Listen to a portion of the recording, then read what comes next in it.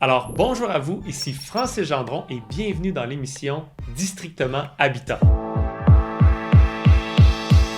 Fait que j'ai une autre question pour vous qui va sûrement être la dernière grande question, mais elle est très importante, je crois. À cause du contexte de la COVID, je crois, tu sais, vous êtes tous au courant, je suis certain que vous avez eu un impact. Est-ce que vous avez tous senti un impact dans vos travails d'intérêt? Oui. Bon, donc il y a eu un gros impact. Non, aucune idée.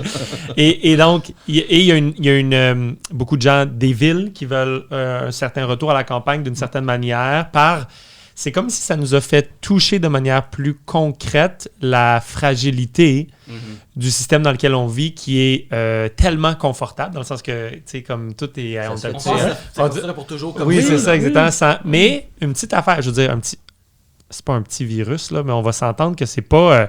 c'est pas la plaie. Tu sais, tu meurs pas instantanément, puis c'est pas un truc comme il y en a déjà eu dans l'humanité qui était bien pire que ça. Et c'est un virus, puis l'impact a été gargantuesque. Fait que là, les gens, ça les a remis en question. Fait que je pense qu'un des intérêts pour les gens, c'est pas nécessairement une autonomie complète, mais de savoir sur mon habitat et où, peut-être avec mes quelques voisins, disons, une personne à 4 à 5 personnes qui se disent, nous, on veut pas être capable de faire pousser nos bananes puis nos oranges, mais on aimerait ça que s'il arrive COVID-22, COVID-20, puis que celle-là est pire, je suis capable de prendre soin de moi puis des gens immédiats pour le temps que ça va durer, 1 mois, 2 mois, 3 mois. Mettons, disons 3 mois, OK? 2 mois, 3 mois.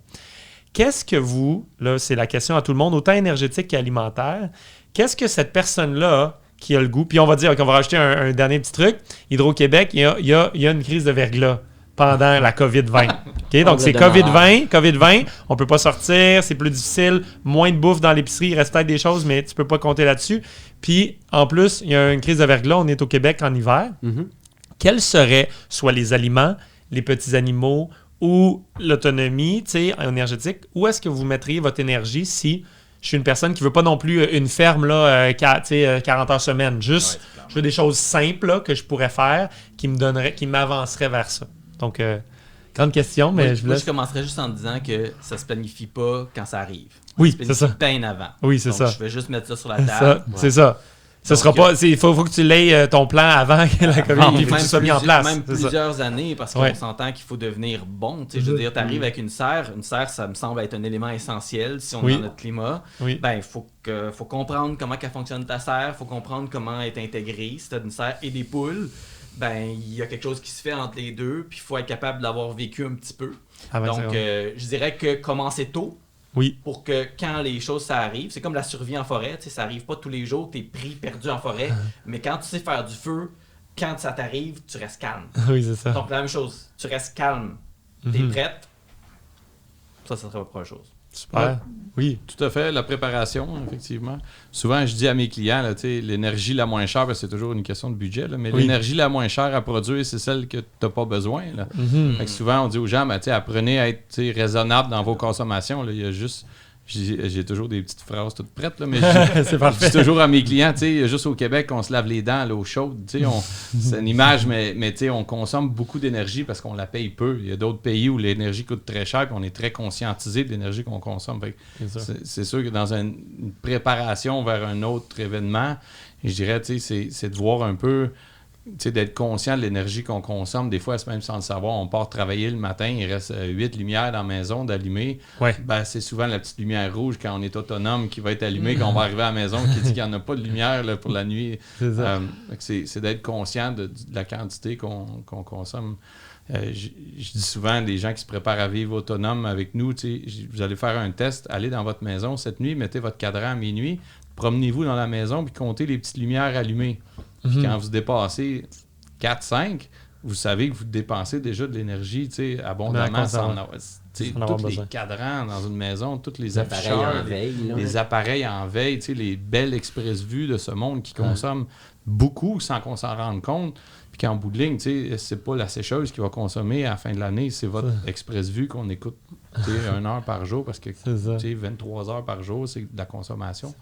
C'est de la préparation puis être conscient. Là, les outils sont là, ils existent maintenant pour dire combien je consomme puis quel appareil consomme combien pour réussir à dire celui-là, peut-être que je n'ai pas besoin ou est-ce que je peux le mettre en débranché au lieu d'en veille puis d'arriver avec des des consommations qui sont beaucoup plus modérées en bout de ligne. Fait que ce que j'entends, premièrement, bonne préparation. Deuxièmement, diminuer la consommation ou du moins être vraiment conscient de ça pour savoir que si jamais il y a quelque chose qui arrive, je sais qu'est-ce que je peux utiliser puis qu'est-ce que je peux pas utiliser, par exemple. C'est sûr que tu peux être en préparation. Il y en a qui sont survivalistes, puis c'est pas un jugement que je porte là-dessus, mais c'est comme, je pense que c'est un peu la peur qui vient s'imprégner en eux pour justifier, dans le fond, les actions qu'ils vont poser.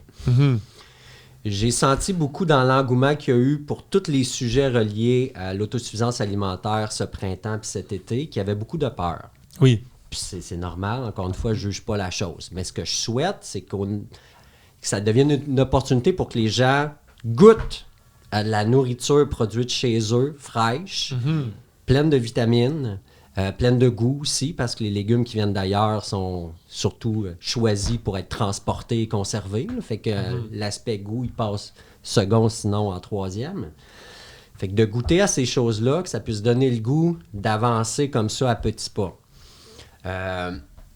Parce que je pense qu'il y a beaucoup de beaux gains à faire ça. Puis moi, souvent aussi, dans le domaine des poules, qui est le sujet qui m'intéresse particulièrement, c'est ça que j'essaie d'allumer les gens sur tes poules. Tu peux les mettre dans le fond de la cour, déconnecter du reste.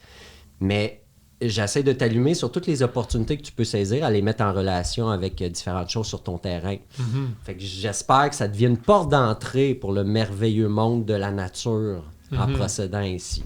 Mais un truc bien simple, là, mettons tu veux survivre 3 mois, là, ben, tu peux stocker des courges, puis des oignons, puis des affaires, puis te faire un caveau, ou une pièce une chambre froide. Ça serait bon, mais il faudrait pas que ça soit en plein cœur de la crise du verglas en janvier, mettons, parce que là, ça risque d'être moins abondant. Ou dépêche-toi d'aller à l'épicerie, remplir par ton contre, panier. si justement, en octobre ou whatever, tu as une chambre froide, ça fait partie de tes habitudes de vie, qu'elle est toujours pleine, surtout à l'automne. C'est ça. Ben, ça l'aide considérablement s'il y a un moment de crise. Exact, mais tu as produit peut-être une partie de ces choses-là, puis tu vas combler avec ce qu'il y a sur le marché. Là, c'est l'abondance en septembre, octobre. C'est ça. Puis tu as bien des choses du Québec aussi, c'est le fun. Fait que tu peux, à ce moment-là, remplir ton vide sanitaire ou comme faisaient nos grands-parents, avec des patates, toutes sortes de choses, des pommes. Fait que tu peux faire aussi des choses comme ça. Là. Fait que chambre froide, c'en est un. Tu avais nommé la serre aussi qui faisait du sens. La serre, puis le canage. Le canage. Tantôt, il y a comme une folie de canage. Il n'y a rien disponible. Il n'y a plus de poules, il n'y a plus de canage. Donc, on voit que les gens reviennent à ces essentiels-là, c'est clair. Ouais. C'est cool. Il n'y a plus de panneaux solaires non plus. Ah non, plus de panneaux solaires, plus de poules. Bon, fait que quand on dit qu'il faut se préparer à l'avance, tu sais, quand t'es comme là, ça va revenir correct là, au printemps probablement. C'est le temps de mettre les choses en place avant, en tout cas si. Parce que la porte est ouverte pour. Maintenant que c'est arrivé une fois, je veux dire, ça va être plus facile de peser sur le bouton. Ça crée un précédent. Ça crée un précédent, là, oui. Moi, je dirais que les gens en profitent pour prendre des formations. Parce que j'ai un exemple à vous raconter. J'ai juste créé un petit groupe pour échanger avec mes anciens élèves. J'ai appelé ça les débranchés. OK. Et on avait 2 visites par semaine, 2 nouvelles personnes qui rentraient. Ouais. Quand le COVID est arrivé, c'est 70 personnes par jour. Wow! C'est complètement fou. J'ai jamais vu ça. On est 5000 sur ce groupe-là, que je voulais tout petit. Oui, c'est ça. Je suis comme un peu perdu le contrôle de cette affaire-là. Mais oui, formez-vous. J'entends les gens, je les vois communiquer entre eux. Maman, j'ose pas intervenir parce que j'arrêterai jamais. Mais il faut que les gens prennent des formations. Ils ne peuvent pas se lancer de même en électricité. Avec les quantités d'énergie que l'on va utiliser et manipuler. Formation. C'est clair. C'est très important. C'est parce que tu peux te tromper, puis ça a l'air de marcher. Tu sais. Oui, c'est ça. En plomberie, ça coule. Je sais pas, mais l'électricité... Absolument. Puis c'est le temps maintenant. Oui. L'hiver s'en vient. On l'a vu, tous ceux qui donnent des formations, moi, ça a été... mes formations, j'en donne une de plus que prévu en ligne. Mais là, encore là, tu sais... Une chance qu'on est en ligne, chance qu'on a ça, parce que si on l'avait pas, ben ça serait un autre contexte, une autre situation complètement. Mais donc là, on se prépare, c'est le moment. Là. C'est clair. Ben moi, j'ai vécu la même chose cette année. Moi, je donne une formation en classe depuis 2016 sur la garde de poules tout naturellement, je dirais. Là. C'est un peu ma philosophie. Puis j'ai lancé une formation en ligne l'année passée, 2019, pour laquelle il y a eu peut-être 200-250 personnes d'inscrites à 1 an, 12 mois. Mais à partir du mois d'avril jusqu'à aujourd'hui, j'en ai vendu facile 900. ça a comme explosé. Là, de là, la pénurie de poules. Ben oui, c'est ça. De là, la pénurie de poules, exact. C'est toi la cause, dans le fond. C'est à cause de toi. Exactement. C'est confrontant pour ma blonde parce qu'on m'appelle le king des poules. C'est un sujet à interprétation.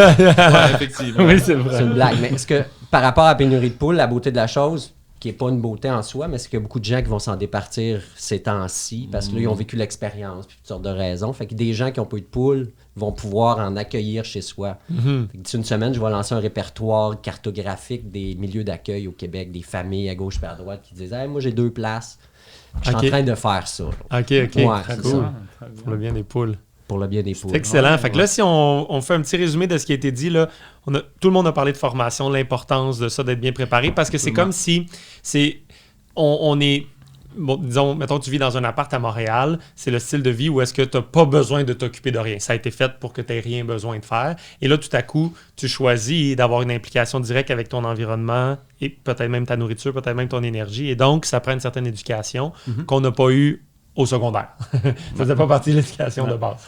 Fait que, donc, ça prend de la formation, ça prend de la préparation dans le sens où c'est pas quand la COVID-20 est là, parce qu'il n'y a plus de poules, il n'y a plus de panneaux solaires. Tu garoches sur le papier de toilette, puis là, ça va pas bien. Exact. Fait que donc, c'est de se préparer à l'avance. À part ça, il y a eu, ça a été nommé pour la serre, bien entendu, en sachant bien. Le caveau ou la chambre froide, qui pourrait être appelée. C'est quelque chose de low tech, ouais. dans le fond. Là. Ça me semble très accessible à bien des gens. Ah ouais. Puis ce qui a été nommé, oui, c'est ça, absolument, c'est super accessible. Puis après ça, il y a les panneaux solaires qui, avec soit quelques batteries dans la maison pour avoir au moins une petite autonomie ou connectés sur la voiture, parce qu'en COVID-20, tu n'as plus le droit de sortir. Fait que tu as la voiture avec beaucoup de batteries dans le char, tu la laisses là, puis tu as ta batterie pour... Tu la laisses là. Déplacer. Non, c'est pas ta laisse là, oui, c'est bon. Effectivement.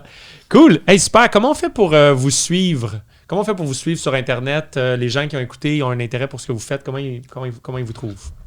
Tu peux commencer. Moi, sur Facebook, évidemment. Oui.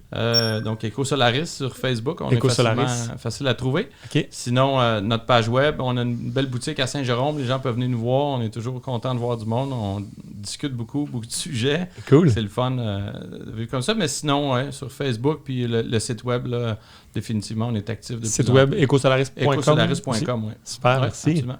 Ben moi, c'est essentiellement 3 endroits. Mon site web, neo-terra.ca. Puis je suis beaucoup sur Facebook aussi. Puis j'aime beaucoup faire des capsules vidéo que je partage sur YouTube. Fait que j'ai une chaîne YouTube aussi qui... Tout sous le nom de Néoterra aussi. Néoterra, exact. Super. Yes. Merci beaucoup. Moi, c'est designécologique.ca, mon site web. Et puis sur Facebook, vous allez me trouver avec mon nom, Wen Roland. Wen Roland. Il n'y a pas beaucoup de Wen Roland. Non, c'est Wen. J'essaie d'avoir beaucoup, mais qui ne seront pas d'ici. Ouais, c'est ça. Mais donc, c'est un nom facile. Les plus faciles. Puis sinon, je suis un petit peu partout. Là. Si vous me cherchez. Super. On va te trouver. Ouais. Super. Rémi? Moi, c'est sur mon site web, Solar Design, mais je ne le tiens plus à jour. J'ai comme un peu trop de choses à faire. Ouais. Trop occupé, ça t'entend sinon, ouais, c'est ça, cet hiver va être parfait. Oui, c'est ça. Sinon, formation, CC, courant continu. OK, formation CC. CC et Stardust Solar. Stardust Solar. Okay. On a d'ailleurs une formation dans 3 semaines qui commence. Là. Super. À très bientôt.